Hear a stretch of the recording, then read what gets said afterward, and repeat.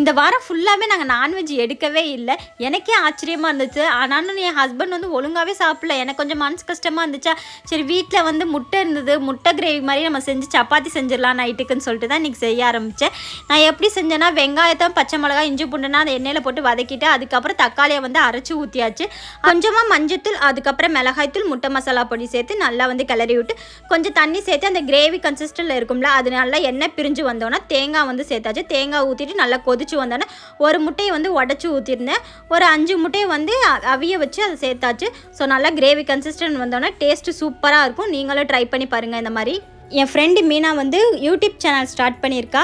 So எங்களோட friendship வந்து 10 years friendship. So எனக்கு சப்போர்ட் பண்ணுற மாதிரியே என் ஃப்ரெண்டுக்குமே சப்போர்ட் பண்ணுங்கள். அவளுமே வந்து குக்கிங் ரிலேட்டடாக தான் வீடியோ போட்டுக்கிட்டு இருக்கா. ஸோ எனக்கு முன்னாடியே ஸ்டார்ட் பண்ணால் அவளோட ஐடி வந்து நான் ஸ்க்ரீனில் வந்து கொடுக்குறேன். ஸோ அவளுக்குமே வந்து மறக்காமல் சப்ஸ்கிரைப் பண்ணி சப்போர்ட் பண்ணுங்கள். ஸோ அந்த வீடியோ பிடிச்சா லைக் பண்ணுங்கள்.